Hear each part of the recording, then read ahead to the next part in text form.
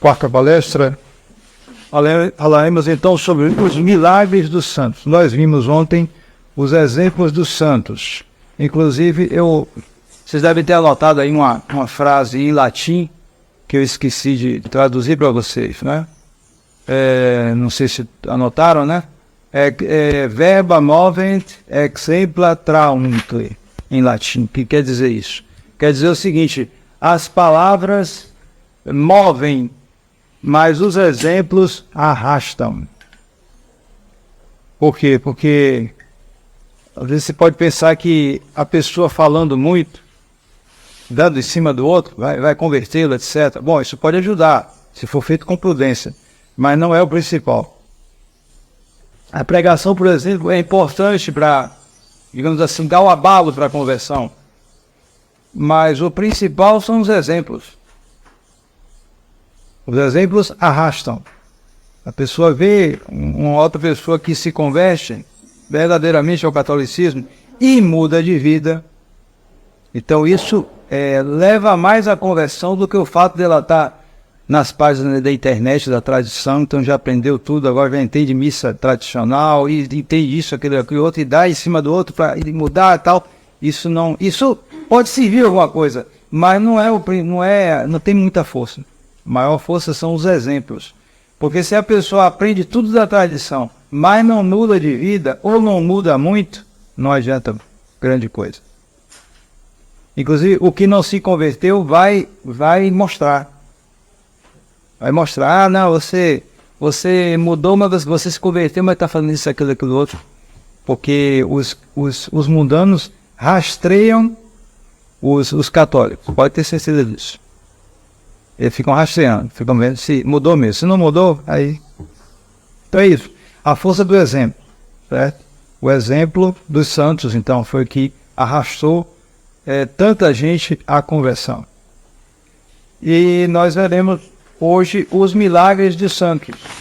Os milagres são o selo de autenticidade da santidade. É verdade que eles não são necessários para a santidade, mas muitas vezes eles ocorrem e servem para, não só para selar a santidade das pessoas, desses santos católicos, mas servem também para mostrar a santidade da igreja, que se manifesta através, entre outras coisas, através desses milagres, que, como tais, só ocorrem na Igreja Católica. Então, a primeira coisa que a gente vai discutir aqui um pouco é o próprio conceito de milagre. O que é um milagre? O milagre, para definir em poucas palavras, é um fato sensível, absolutamente extraordinário e estritamente divino. Pronto, é um fato. Não é uma imaginação, não é uma ilusão, não é uma visagem, como diz o povo aí, às vezes da roça, né? Não é nada disso. É uma coisa bem real, é um fato. E pode ser constatado. É um fato sensível, portanto. Um fato sensível, absolutamente extraordinário. Aí é que é o ponto principal. Absolutamente extraordinário. Ou seja, para explicar esse segundo termo aqui, o que é absolutamente extraordinário? Quer dizer, fora do modo de agir natural a toda natureza criada ou criável. Porque tudo que é criado tem uma natureza criada, no caso. Ele é dentro da ordem natural. Então ele tem um modo de agir que é conforme a essa natureza.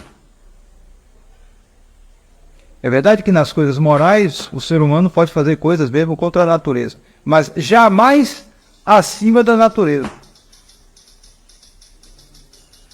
Então o homem tem raciocínio. Ele pode construir um avião.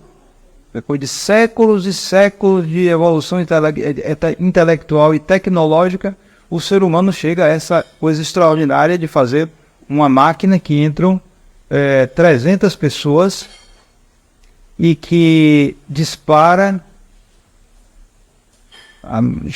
pode chegar até mais de 900 km por hora. Eu mesmo já constatei dentro de uma delas, passando lá perto do Rio Grande do Norte, eu olhei a tela, 910 km por hora. Coisa impressionante. Chegando a uma altura de 12 km. Nada mal. Então, ele pode fazer uma coisa dessa com o raciocínio dele, com o trabalho dele. Mas ele não pode pegar, vou sair e vou voar que nesse passarinho aí, vou sair voando. Ele não pode fazer isso. Ele tem um modo de agir natural. O homem não voa. O homem pode construir uma máquina que voa, mas ele não pode voar.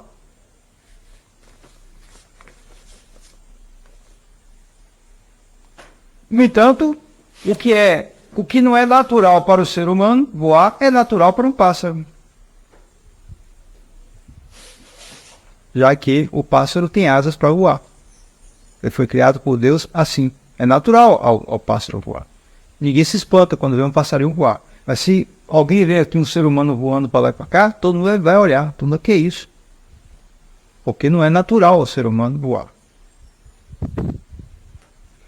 Só que no caso do milagre, trata-se de um fato que é fora do modo de agir natural de toda a natureza criada ou criável. São coisas que nenhum ser criado pode fazer. Nem mesmo um anjo, que pode fazer muita coisa. Muito mais do que nós. Não se esqueça, os anjos pertencem à ordem natural, não sobrenatural. É verdade que eles receberam também a graça sobrenatural. Os anjos bons, no caso. Mas eles pertencem, por sua natureza, da natureza criada. Só que eles podem fazer muito mais coisas do que o ser humano. Eles podem voar, por exemplo, né? Os anjos não têm corpo, eles podem estar em muitos lugares, pode estar num lugar determinado e passar para outro lugar com a rapidez impressionante. Rapidez do pensamento, praticamente. Os anjos podem fazer isso. Nós não podemos.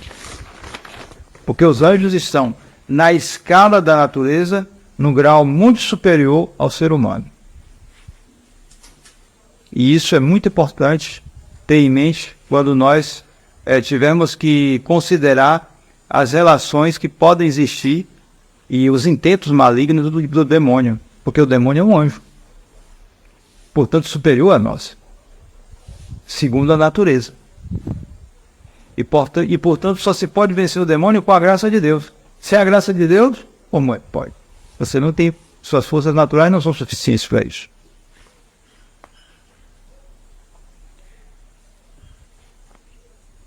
Então, sendo absolutamente extraordinário, o milagre é estritamente divino.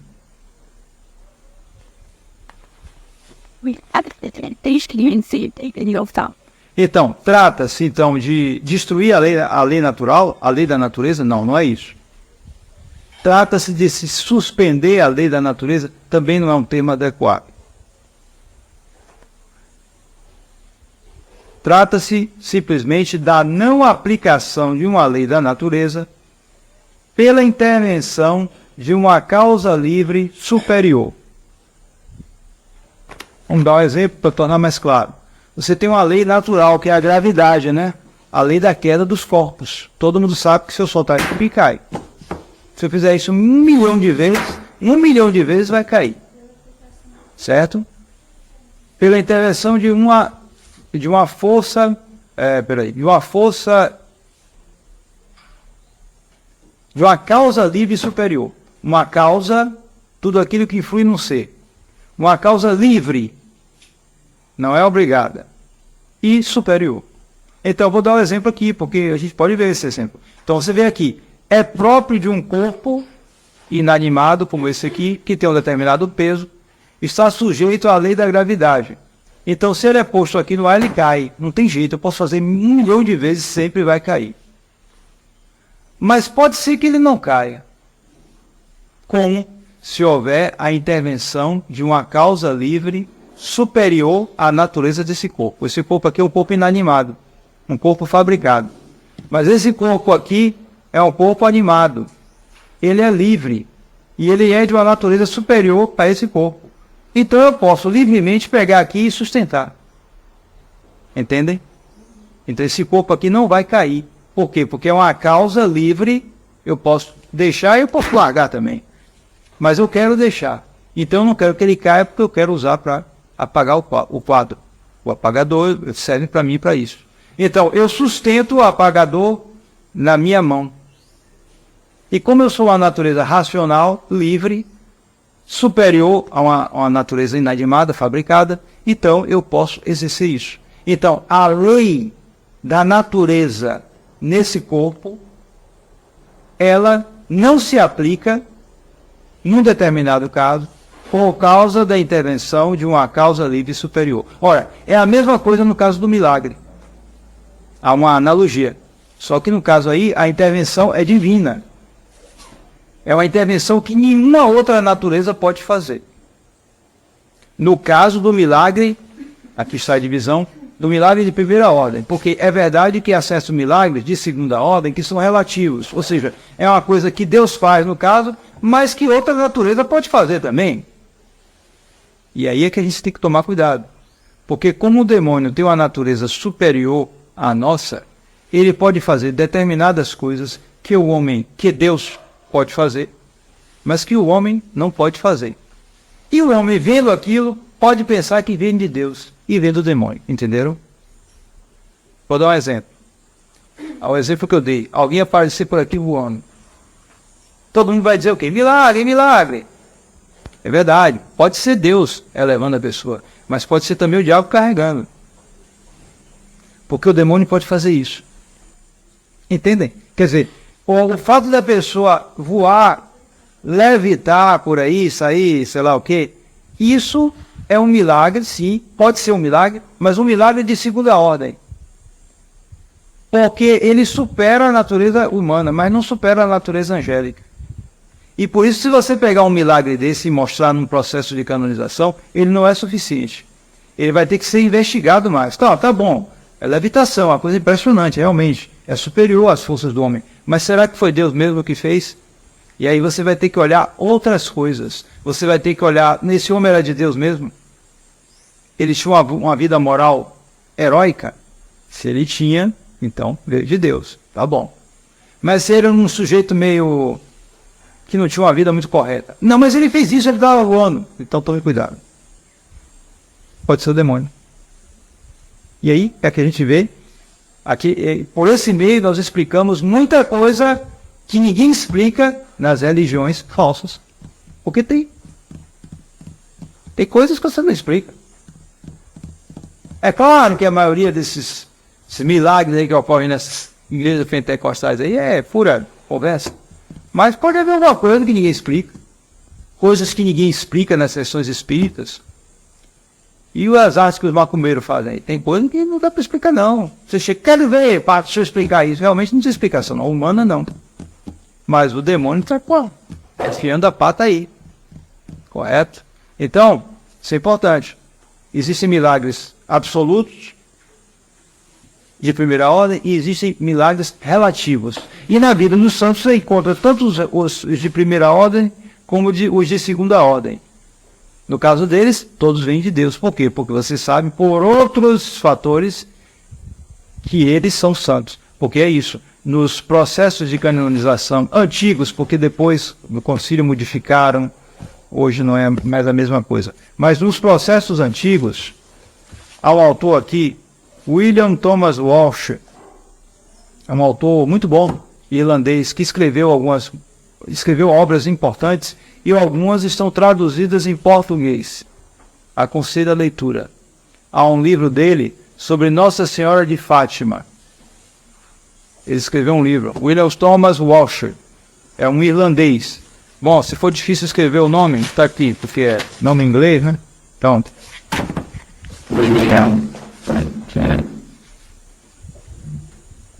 William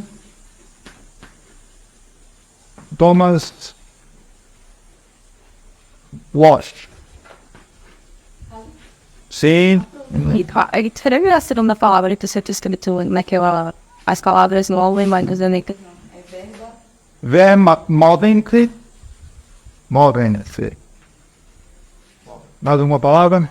Só aí. Movente. Certo.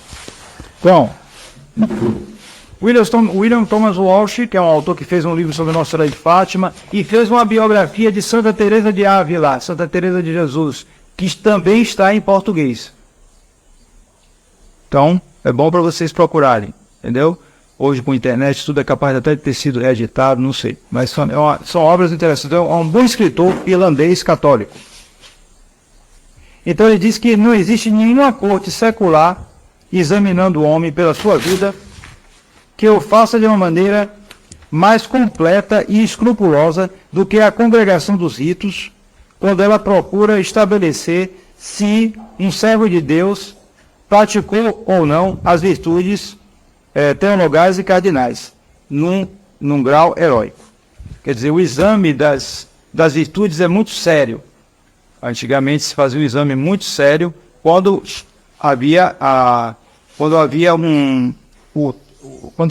chegava um candidato para a beatificação.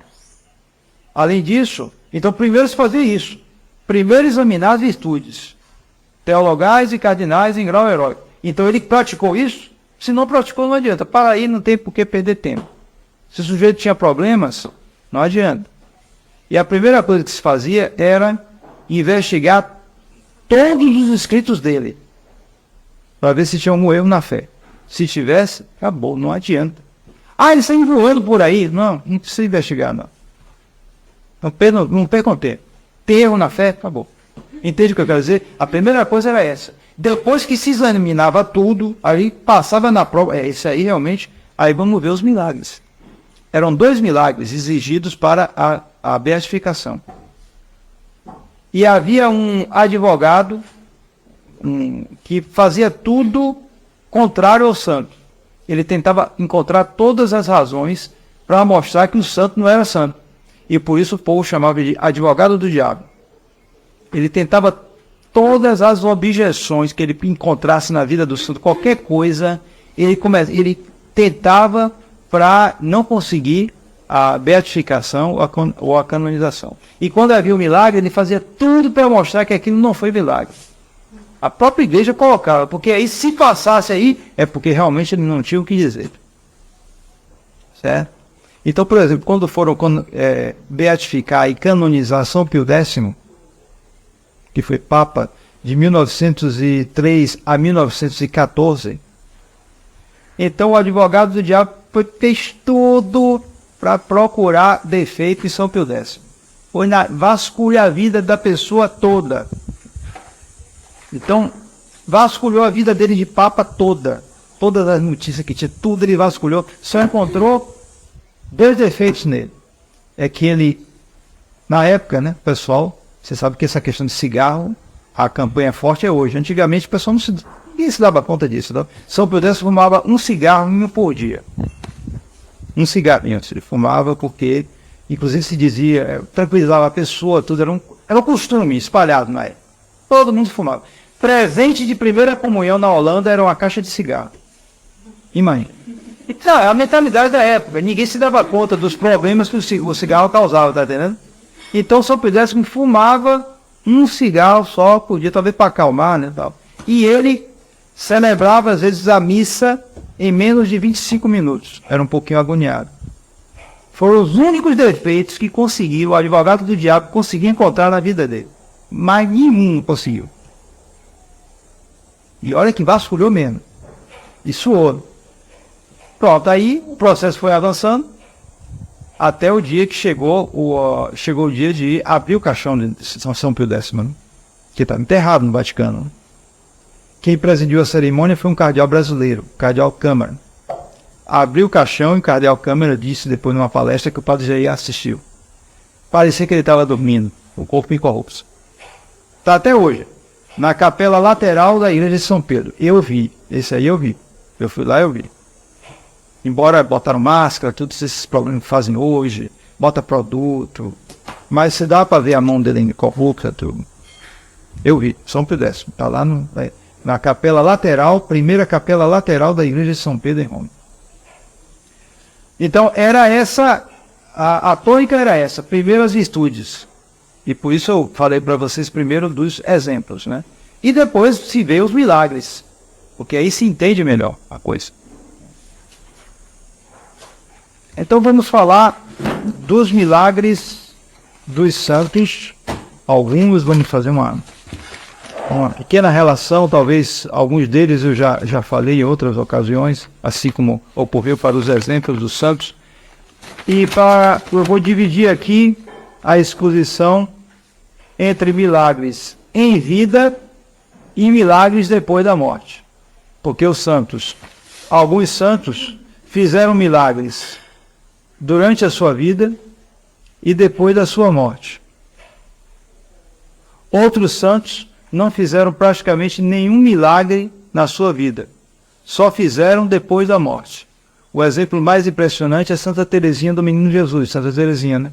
Ela não fez nenhum milagre na vida dela. Nenhum. Mas ela dizia, eu vou passar o meu céu fazendo bem sobre a terra.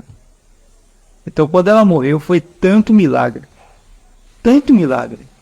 Ela chegou a dizer que ela falando dessa maneira, né, que ela ia fazer cair uma chuva de rosas, né, sobre a humanidade, sobre a terra. Que é os benefícios que ela ia fazer. Pois houve num Carmelo, em Manila, nas Filipinas, houve uma chuva de rosas. Caiu. Santa Teresinha conseguiu essa graça. Uma chuva de rosas caiu no Carmelo. E foi uma quantidade de milagres fora do comum. Mas ela não fez nenhum milagre e enche a vida dela. Ela foi caindo depois desse milagre. Eu não sei se esse milagre ocorreu. Mas foi tanto milagre que não precisava nem... Há santos que fazem milagre de uma maneira que é um negócio extraordinário. Não tem nem como. Há outros, como eu disse, fazem milagres tanto na vida como depois da morte. E há outros santos que a gente não conhece, em geral são desconhecidos, mas foram santos, que não fizeram milagre nem durante a vida, nem depois da morte. São esses santos que a gente não conhece, às vezes foram grandes santos, a gente não sabe. E passaram a vida fazendo grande bem sobre a terra, mas que Deus não quis. Eles mesmos talvez não quiseram, pediram a Nossa Senhora para não serem glorificados, não sei. O fato é que há santos também que não foram canonizados nem beatificados por diversos motivos. Inclusive por causa das dificuldades do processo de canonização. Por isso você vê tanto santo italiano. Por quê? Porque quem fazia o processo era a congregação dos ritos. A congregação dos ritos estava onde? Em Roma. Roma é na Itália, então não é mais fácil. Quem conhece Salvador aqui? Sabe onde é a Fonte Nova, né? Em cima da Fonte Nova, em cima que eu quero dizer, antes de descer por Nazaré, descer ali na Fonte Nova, do lado não tem um convento ali?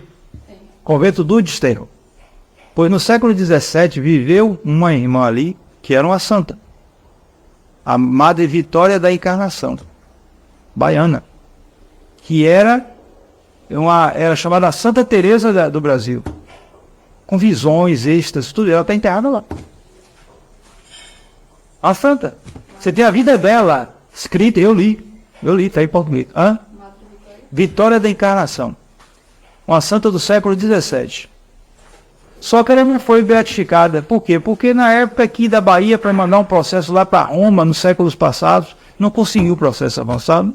Não foi beatificado. E era muito difícil, você tinha que ter toda a documentação, era uma burocracia muito grande, então não se conseguiu. Mas ela é uma santa, uma pessoa que todo mundo vê que tem a história da vida dela foi escrita pelo arcebispo Sebastião Davide, que conheceu a santa, arcebispo aqui da Bahia, século 17, 18. Uma santa, Madre Vitória da Encarnação. No entanto, não foi canonizada nem beatificada, que eu saiba. Embora parece que estão fazendo agora o processo, né? Agora. Então, milagres em vida. Santos que fizeram milagres em vida. Alguns faziam que parece que era uma coisa que era quase como beber um copo d'água. Há outros que faziam raramente. Nós falamos de São Pio X, né? Então, São Pio X tem um episódio curioso com um padre brasileiro, Monsenhor Bastos, que morreu em 1984, não tem tanto tempo assim. Esse padre, quando era novinho, seminarista em Roma, eu acho que ele estava fazendo ainda Não, ele já era seminarista, ele era seminarista, não era padre. Então ele estava estudando na Gregoriana, em Roma.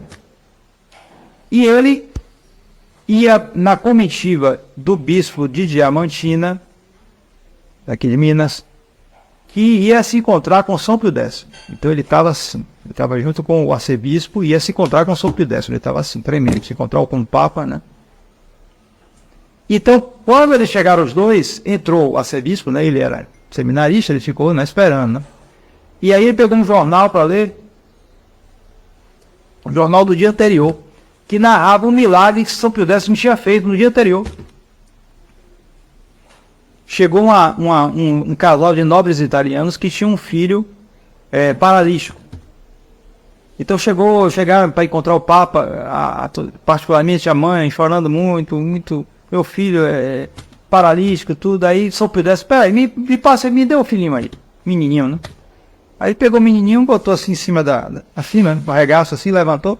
Não, você não está paralítico, não. Aí devolveu a mãe e estava curado. Aí a mãe ficou daquele jeito, né? Tava os jornais dizendo. Aí, então quando ele leu isso, ele ficou nervoso, né? Meu Deus do céu, eu vou me encontrar com... Aí chegou a hora dele ir entrar também, né? Ele todo tremendo, chegou...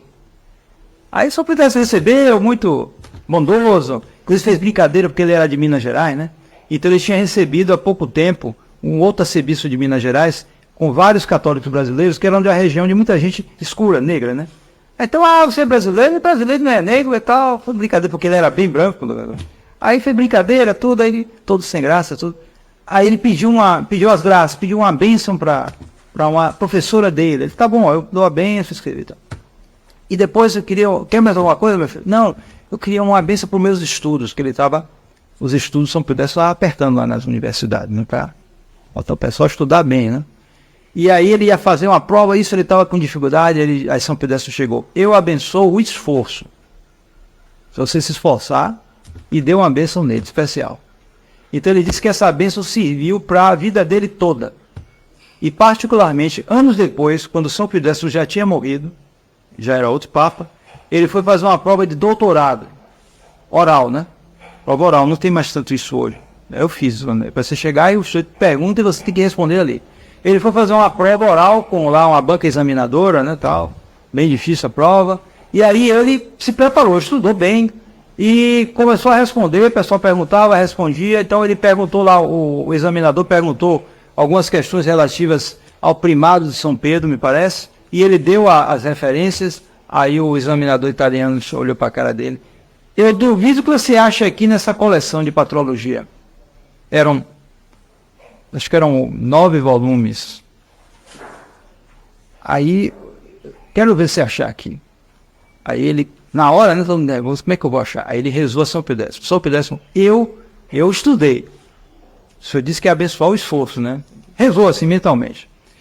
E aí pegou assim, de qualquer jeito. Quando abriu, estava lá a referência exatamente. 9 volumes da patrologia. Foi exatamente na referência. Então, São Pio X acompanhou mesmo, né, depois da morte, porque essa bênção que São Pio X deu a esse padre chamado Monsenhor Francisco Bastos, morreu já na década de 80. São Pio X também preveio, a Primeira Guerra Mundial. E ele disse isso ao embaixador do Brasil. Quando o embaixador do Brasil foi se encontrar com ele, ele então disse, olha, vocês são felizes, viu? Porque vocês não verão a guerra. O Brasil, né? Não viu a guerra. Primeira guerra, pelo menos. A segunda viu um pouquinho, mas a primeira não viu. Vocês são felizes, vocês não verão a guerra. E pouco tempo depois começou a Primeira Guerra Mundial, que ceifou mais ou menos 15 milhões de pessoas na Europa. Que tal? 15 milhões de pessoas.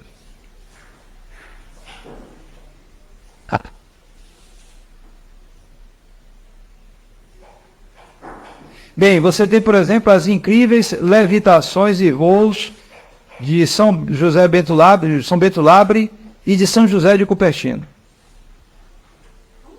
São José de Cupertino e São Bento Labre, entre outros, né? Só estou dando alguns exemplos. É isso que eu estava dizendo antes, quer dizer, eles levitavam, mas você vê em religiões falsas, às vezes, casos de gente levitando. Há possessos do demônio que levitam. O demônio entra, o sujeito sai, voa, vai até o teto da igreja. Mas aí o demônio carregando, é diferente. No caso aí, se fez o exame de toda a vida desses homens e eram de uma virtude fora do comum. São José de Cupertino, por exemplo, ele estava, uma vez o pessoal estava, ele era capuchinho, né? Era um homem muito simples, não tinha muita instrução, mas conseguiu ser padre. Uma coisa curiosa, assim, conseguiu ser padre, pô. Nosso Senhor foi permitido, e ele tinha dons extraordinários. Em particular, os êxtases eram quase diários, os êxtases de São José de Cupertino, certo? Hã? Um êxtase é quando a pessoa chega a um estado de oração que ele, como que, sai fora do mundo, certo? A pessoa pode pegar uma vela, passar no dedo dele, não queima nada e ele não acorda. E ele está vendo o nosso Senhor, ele está num estado de oração em que ele se torna estático, quer dizer, é como se ele saísse do mundo. Ele está no mundo, mas ele não se dá conta das pessoas. E nesse estado ele pode, inclusive, levitar, voar. São José de Cupertino voava assim, certo? Numa ocasião, os capuchinhos estavam lá fazendo uma obra lá, estavam carregando uma viga, mas não era como essa aqui não. Era uma viga que nem 10 homens conseguiam carregar. E não conseguiam aquela dificuldade. São José de Cupertino chegou e não sei como teve um êxtase, saiu voando, pegou a viga e botou no lugar. A viga é uma peça de madeira numa construção. Só que era uma viga pesadíssima, nem 10 homens carregavam. Naquela época as construções, eu vi essas construções lá na Europa, é um negócio fora do comum. É tudo mais pesado, mais... Então, e tudo na mão, né? Não tinha máquina, né? Então estavam os homens tentando levantar, não conseguiam. São José de Cupertino, no êxtase, pegou a viga sozinho, botou lá no lugar, saiu voando, botou no lugar, nem se deu conta direito do que fazer. E o Padre Pio? O Padre Pio nem se fala. Padre Pio de Pietrelcina, capuchinho italiano. Morreu nesse século, no século passado, perdão. Em 1968, portanto relativamente recente. Nós temos filmes dele. Em italiano, né? Assim. Pietrelcina. Sim, Pietrelcina em português, né? Pietrelcina. O Padre Pio de Pietrelcina. Então, esse padre, ele recebeu a chaga de Jesus Cristo. Ele era estigmatizado. Essas chagas sangravam muito, sobretudo durante a missa. Você tem filmes dele celebrando a missa. Filmes? Temos. Está na internet isso aí. Isso tudo é na internet. Domínio público. Não. Vai celebrar a missa tradicional. Filme, é o que eu digo a vocês. Se vocês querem conhecer o santo, não vejam filme de santo. A maioria inventa. Há uns que são fiéis, certo? Um dos mais fiéis que eu conheço, esse eu assisti. É o filme de Santa Bernadette Soubirous, feito na década de 80. E esse realmente era bem fiel à história. Mas sempre tem aquela coisa do sensível demais, tá entendendo? Melhor você pegar um livro, que aí você vê os fatos, certo? Não vá atrás de filme não, que tem deturpação, certo?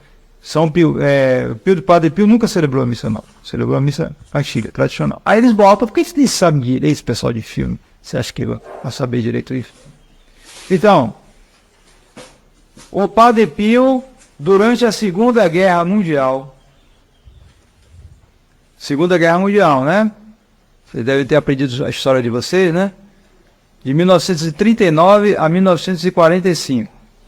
Durante essa guerra, os americanos estavam atacando lá a Itália com a briga com os alemães, né? E então eles passaram com uma esquadrilha de aviões de ataque e iam atacar a região do convento de São Giovanni Rotondo, o convento onde o Padre Pio morava, convento capuchinho. Eles iam atacar, estavam atacando lá na guerra, sei lá. Passou a esquadrilha de aviões. E então os pilotos, mais de um piloto, viu o Padre Pio voando, encarando os aviões e dizendo, não ataca aqui não.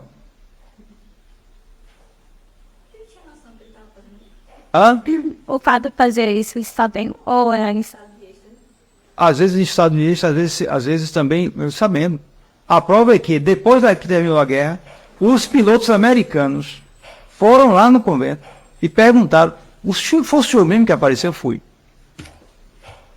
Apareceu, mandou parar e o pessoal aí não atacou, né? Ficou com medo. Enfrentou o avião de guerra. Padre Pio.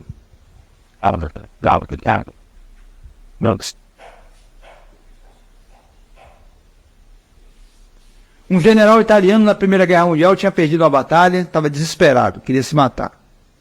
Porque militar tem isso às vezes, né? Tem muito militar que se mata às vezes, porque ele se desespera numa derrota e ele tem os meios fáceis, né? Tá lá com a arma, qualquer coisa. Então ele entrou numa depressão, numa melancolia terrível e se fechou num quarto com a pistola para se matar. Quando ele ia fazer isso, ele sentiu um capuchinho que chegava lá, aparecia ele, não faça isso não, parou. E depois ele foi se encontrar, por acaso, lá no convento, então o Padre Pio chegou, tá vendo, aí você se salvou por pouco, não tal. Foi ele que apareceu, o Padre Pio. E rastreia da pessoa. Na rastreia da pessoa. Sim, apareceu para... Não, apareceu como ele mesmo. A aparência dele mesmo. Certa vez, uma pessoa muito devota do Padre Pio, ia muita gente visitar no convento de São Giovanni Rotondo, mas nem sempre podiam encontrá-lo, porque era uma multidão de gente. Então ele queria encontrá-lo, mas uma multidão tão grande de gente que ele não conseguiu encontrar o Padre Pio. Mas ele conseguiu sentir, porque o Padre Pio tinha a chaga de Nosso Senhor. E dessas chagas saía um odor muito, muito agradável, como um sinal da santidade dele, um perfume. Então ele sentiu esse perfume de longe. E voltou para o lugar dele consolado, né? Eu não encontrei, mas pelo menos eu tive essa graça de sentir o perfume que se diz que sai das chagas do Padre Pio. E então ele voltando, ele estava, um dia, tempos depois, ele estava viajando pelas montanhas e ele sentiu o mesmo perfume. Aí ele lembrou, aquele perfume que eu senti. Aí ele parou. Quando ele parou, ele estava diante de um precipício que se ele andasse mais alguns passos, ele caía ali morto. Andar em montanha não é brincadeira, aqui não tem montanha. Mas desfiladeira, às vezes a pessoa morre por uma desatenção, tem um desfiladeiro ali de 30 metros, 40 metros, se ele passar ali, ele cai, acabou, morre ali. Então, ele sentiu o perfume, parou e percebeu. Então ele foi depois agradecer a Padre Pio, e dessa vez ele conseguiu encontrar o Padre Pio no convento. E o Padre Pio disse, olha, na próxima vez tome cuidado por onde anda. Né? São numerosíssimos as graças recebidas por gente que ia lá em São Giovanni Rotondo. Muitas delas ainda estão vivas. Me falaram de uma pessoa que é da Resistência, lá em Paris. Apoia a gente, amigo da gente. E que foi dirigida 20 anos pelo Padre Pio. Se confessava muito com o Padre Pio. Hoje ela está velhinha, né? Então ela diz que ela viu várias vezes o Padre Pio celebrando a missa. E de vez em quando o Padre Pio faz um movimento assim, né? Que era o demônio tentando atrapalhar a missa do Padre Pio. Vai.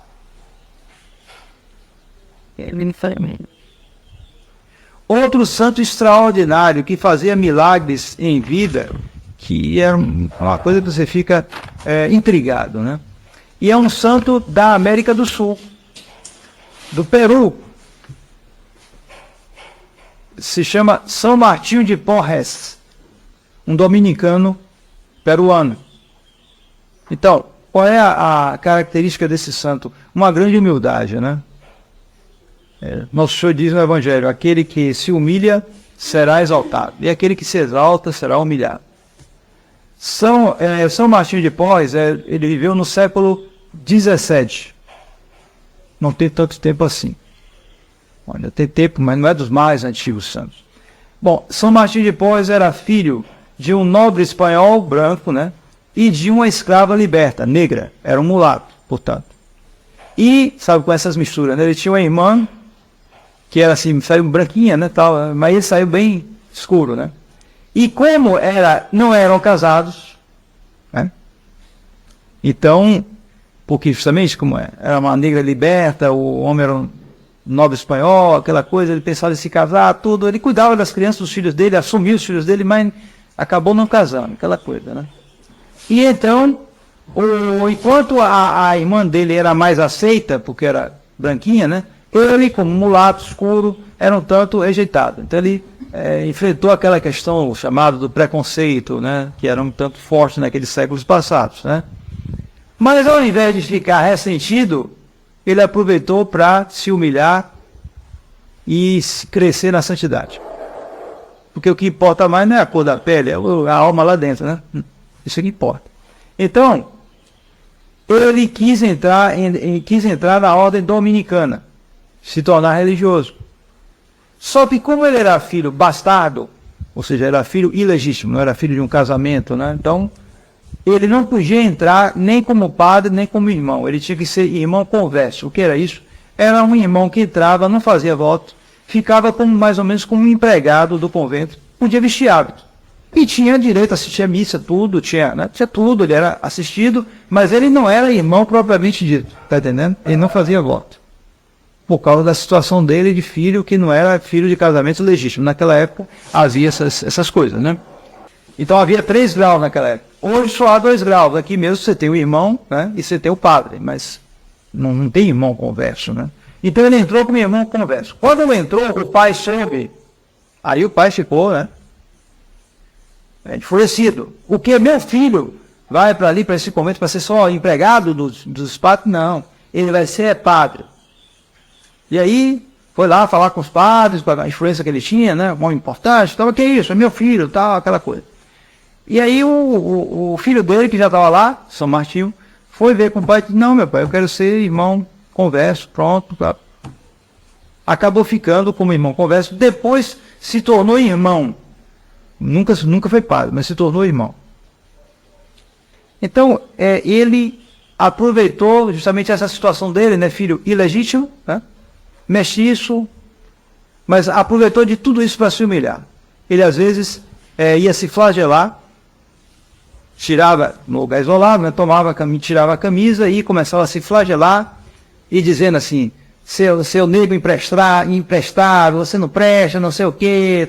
Ele mesmo se acusava disso. Então, ao invés de ficar ressentido, ele se aproveitava para se humilhar com isso. Resultado, que está na Escritura, né? Aquele que se humilha será exaltado. Nosso Senhor o transformou num dos maiores santos da história da igreja. E num dos maiores taumaturgos da história.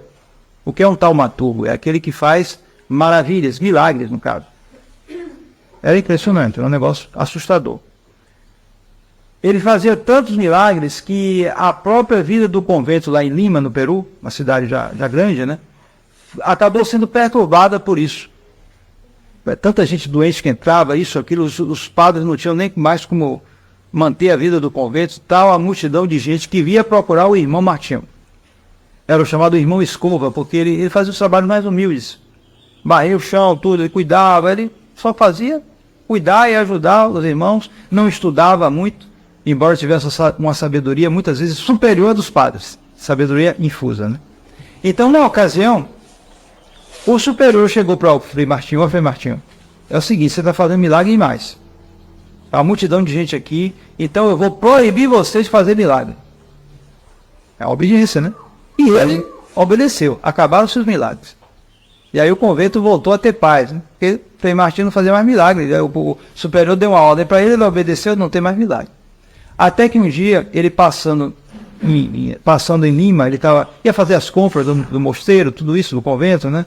Então ele estava voltando, e então, do alto de um prédio, de uma construção, um trabalhador, andando lá no andaime, sei lá como, caiu. A altura lá enorme. Então, quando o Frei Martinho viu o homem caindo, gritando, né? Ele, pare! E o homem parou. Parou no ônibus. Aí ele, meu Deus do céu, eu desobedeci, eu fiz um milagre. O que eu faço agora?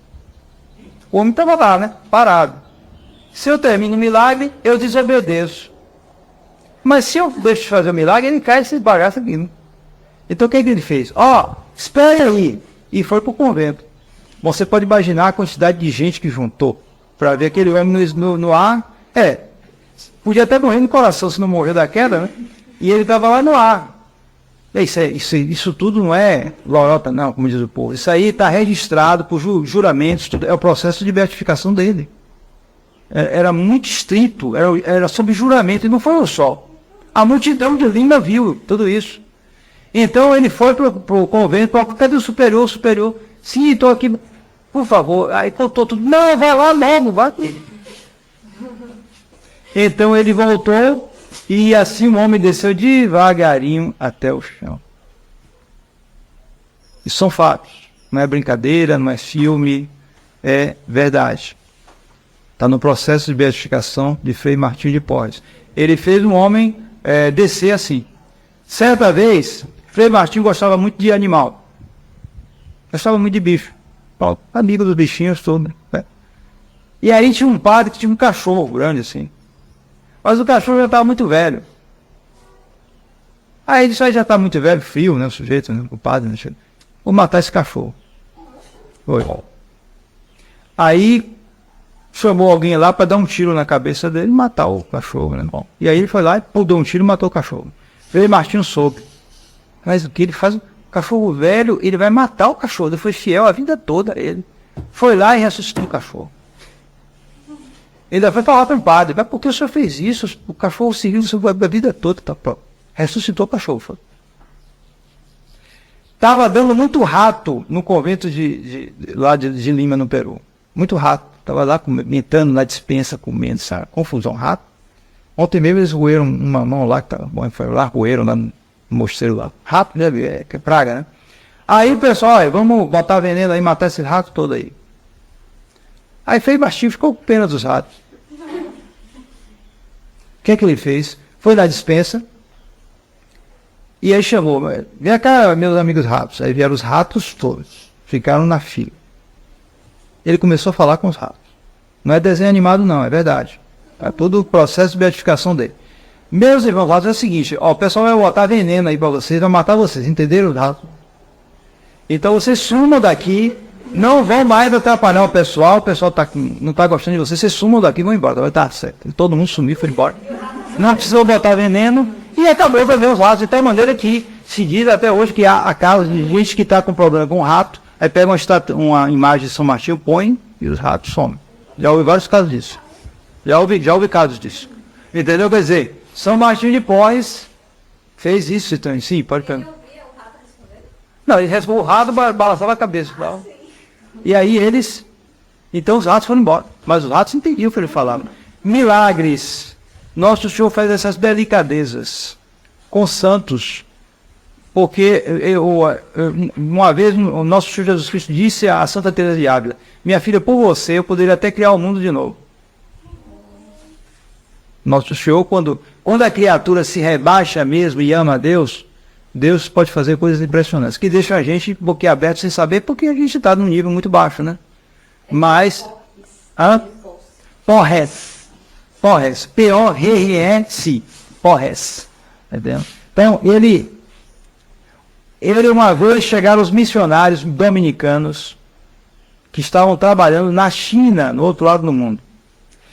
Quando chegaram no convento lá em Lima, no Peru, que é aqui na América do Sul, né? Aí encontraram o Frei Martinho, você estava lá, eu vi você lá e tal. Porque Frei Martinho aparecia lá na China, ao mesmo tempo que ele estava no Peru, pregando o Evangelho e convertendo e ajudando as pessoas lá na China. Em vida, ele apareceu. Vou contar só um caso, voltando ao Padre Pio. Padre Pio, que é outro, né? Competição aí é difícil para saber quem é. Então, o Padre Pio, no Uruguai, aqui no sul do Brasil, né? O Uruguai fica embaixo do Brasil, né? Então, numa cidade chamada Salta, na sede da Diocese de Salta, no Palácio Episcopal, você tem uma meia luva do Padre Pio, que faz milagres. Qual é a história?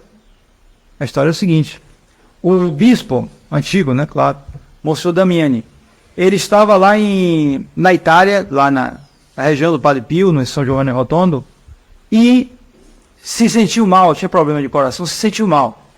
mandou chamar o Padre Pio para assisti-lo. Mas o Padre Pio não apareceu na hora, mas ele não morreu.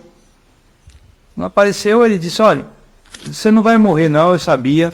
Você vai viver, vai voltar para o seu país, o Uruguai, vai viver alguns anos.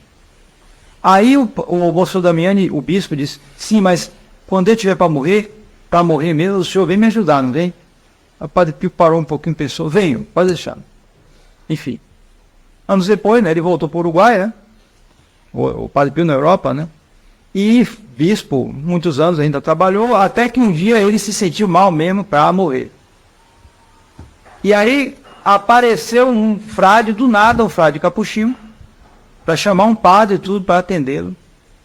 E aí quando ele chegou para o bispo que estava morrendo, o bispo ainda teve tempo de escrever uma palavra um pouco no papel, Padre Pio. Quer dizer, o Padre Pio veio assisti-lo lá na Itália. E ficou essa luva dele lá no Uruguai. Essa luva era do bispo ou do padre? Não, a do Padre Pio. E porque o Padre Pio apareceu para o bispo uruguaio. Com a luva? Não, porque ele tinha luvas por causa das chagas. Ele usava essas luvas para proteger as chagas, está entendendo? Aparece materialmente mesmo. Sim, ele pode ter aparecido voando da Itália para lá. Vira dois. Ou uma bilocação, ou seja, ele aparece, ele fica a aparência dele num lugar e ele aparece em outro lugar verdadeiramente. Pode ser. O fato é que ficou a luva dele lá no Uruguai e até hoje faz milagres. Há uma gruta lá que lembra esse acontecimento lá no Uruguai, na Diocese de Salto. Bom, esses aí alguns milagres de santos em vida. Agora veremos alguns milagres dos santos depois da morte deles, ou seja, os milagres que vão ser investigados. Em geral são os milagres que muitas vezes são tomados para o processo de beatificação. Depois da morte, curas. Há uma santa italiana chamada Santa Francisca Xavier Cabrini. Ela é fundadora de uma ordem missionária e ela viajou em vários lugares, inclusive aqui no Brasil. Ela veio aqui no Brasil, no Rio de Janeiro, no início do século XX. E ficou muito tempo também nos Estados Unidos da América. Então, no processo de beatificação dessa madre, se fala de um milagre ocorrido nos Estados Unidos, em 1921, quando uma criança recém-nascida chamada Pedro Smith, essa criança se tinha um hábito na época, nos hospitais, de colocar, não sei se ainda faz isso, de colocar um pouco de nitrato de prata a 1% no olho da criança, para evitar as infecções oculares. Se fazia isso naquela época. Então, uma irmã, por engano, aplicou nitrato de prata, não 1%, mas 50%. E aí pode imaginar o que ocorreu, né? A córnea queimou completamente, o globo ocular parece que também já estava queimando completamente e havia até risco de vida para a criança. Esse é recém-nascido. Inchou aqui, ficou horrível, né? Então, no desespero, as irmãs, os pais começaram a invocar a Santa Xavier Cabrini, que tinha morrido, não fazia muito tempo, e aplicaram em cima dos olhos da criança a relíquia dela. E a criança ficou instantaneamente curada. Recobrou a vista completamente. Isso foi analisado, investigado por médicos, etc, etc. Tudo foi olhado e foi um dos milagres que influíram para a beatificação da Santa Xavier Cabrini. A cura instantânea de cegueira incurável por causa desse acidente com nitrato de prata. Outro fato milagroso também do processo de canonização de um santo do sul da Itália chamado São José de Leonissa, século XVII. São José de Leonissa, um capuchinho. Então esse capuchinho foi enterrado na cidade mesmo dele, Leonissa, e muita gente vinha pedir graças, etc. No túmulo dele, né? Então havia uma mulher, tinha tido já 3 ou 4 filhos, todos normais, mas um nasceu com uma deformidade estranha. Ele não tinha os ossos da coxa para baixo. Não tinha. Você podia pegar as pernas dele e fazer um nó assim. Um nó cego. Não tinha osso. Só tinha osso daqui para cima. Para cá ele não tinha. Evidentemente ele não podia andar, né? Completamente paralítico. E assim, com essas só tinha carne, não tinha osso. Uma deformidade curiosa, né? Examinado por médicos, toda a mulher. Então os médicos disseram, isso aqui é só milagre para curar, não tem como, ela já nasceu assim. Então a mãe desesperada, né, com esse sofrimento, né, levou mais de uma vez e colocou a criança em cima do túmulo de São José de Leonissa, pedindo, o senhor vai fazer esse milagre comigo, pelo amor de Deus, faz esse milagre. O pessoal é mais simples, né, aquela coisa. E levou a criança mais de uma vez, até que um dia ela levou, e daqui a pouco quando ela olhou, a criança estava se levantando e pedindo, chamando a mãe e tal. Os ossos apareceram instantaneamente. Mais de uma vez pelo menos, mas não foram muitas vezes não. Até que um dia ocorreu isso instantaneamente. Os ossos da perna, da coxa para baixo da criança apareceram de uma hora para outra. E esse milagre também foi contado no processo de beatificação e canonização de São José de Leonissa. Já ouviram falar do grande São Francisco de Xavier, jesuíta, espanhol, que trabalhou muito na China, no Japão, nas Filipinas, no Oriente da África também. Esse santo que era um dos padroeiros, não sei, penso que ainda é o padroeiro da cidade de Salvador, porque uma vez ele curou uma peste aqui na Bahia. E ainda se tem um relicário dele, onde se fez a procissão, um pedaço do corpo dele, que está na igreja de São Pedro dos Clérigos, no Terreiro de Jesus. Tem a catedral, né? Tem o Terreiro de Jesus, há uma igreja ao lado, à esquerda, São Pedro dos Clérigos, está lá.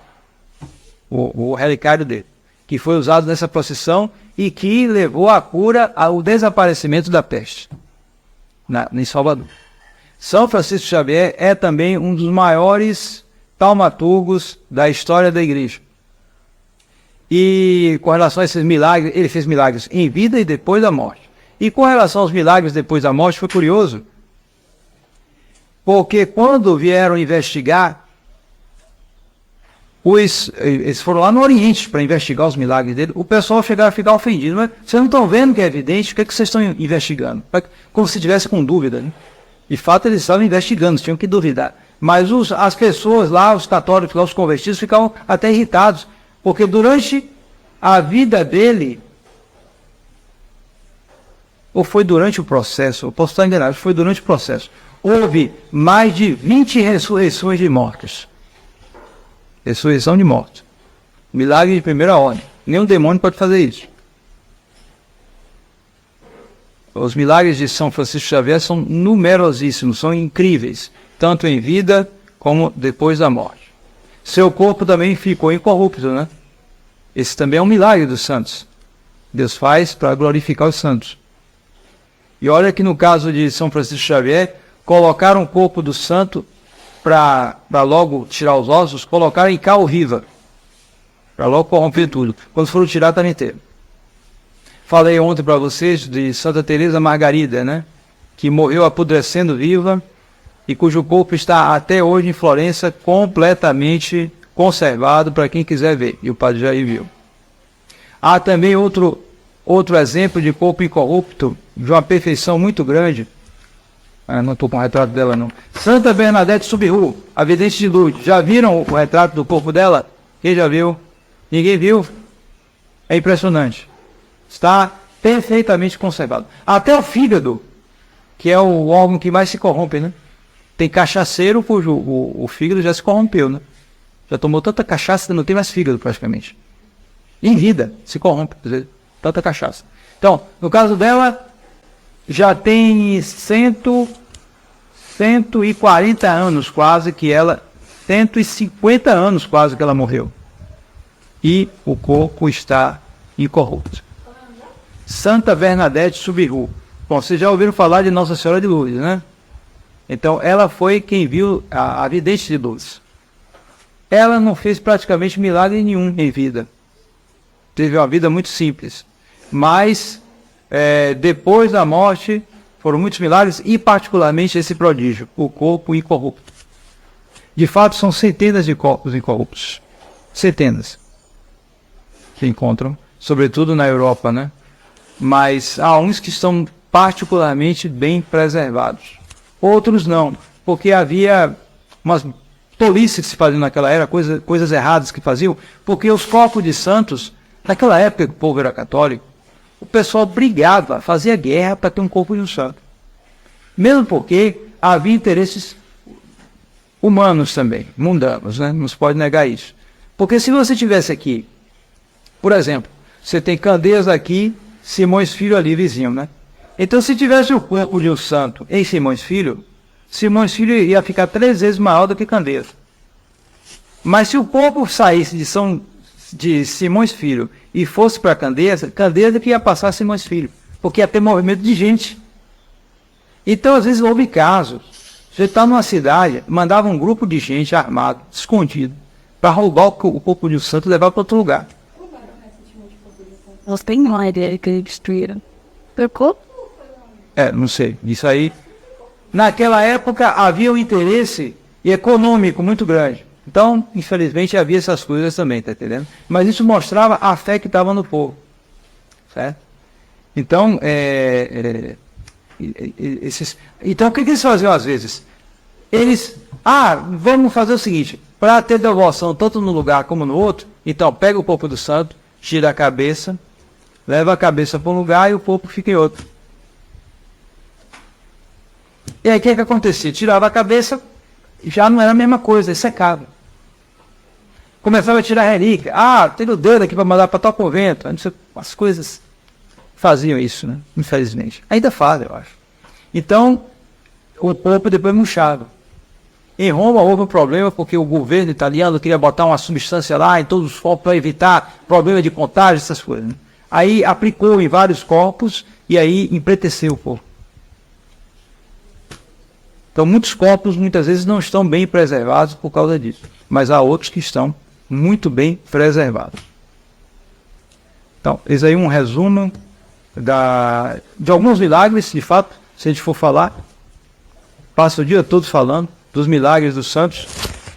Mas fique bem em mente isso, a importância de nós recordarmos isso, para fortificarmos nossa fé. Nossa fé é sobrenatural. Deus age nos santos. Deus age nos santos. E Ele quer mostrar a grandeza deles. Então, por isso Ele quer que as pessoas cultuem os santos. Há um episódio na vida de São Bento Labre, esse santo que se humilhou tanto, vivia como mendigo, desprezado pelos outros. Uma vez, ele teve uma visão em que ele viu, na igreja onde ele frequentava, chegar uma grande multidão, e aí Nosso Senhor dizer para ele: eu sei do meu lugar, você, Bento. E ele começou a chorar vendo isso, e isso ocorreu. Porque quando ele morreu, ele já tinha fama de santo. Então, foi uma multidão entrou para visitar o corpo dele na igreja que ele frequentava mais, de tal modo que teve que tirar o Santíssimo Sacramento na hora, colocar num lugar separado, para não dar confusão, o pessoal poder visitar o santo, etc. Então ocorreu aquilo que ele tinha visto e chorou quando ele viu isso. Em vida ainda, Nosso Senhor fez com que ele visse isso, quer dizer, as pessoas glorificando a ele depois da morte. De tal modo que Nosso Senhor dizia: eu sei do meu lugar, vocês, Bento. Porque tirou o Santíssimo, está entendendo? Esse santo, São Bento Labre, nessa mesma igreja, ele ia rezar e ele começava a subir. Era comum isso, não era uma vez nem duas, era comum. De tal maneira que o sacristão certo? Se acostumou. Um dia ele estava lá rezando, aí, como de costume, ele começou a se elevar no céu, no ar. E aí o pessoal, olha ali o santo, o santo, o santo. E o sacristão, é o santo rezando, pai. Estava nem aí.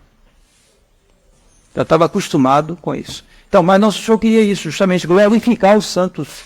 Porque toda a glória dada aos santos resulta, em última análise, ao próprio Deus.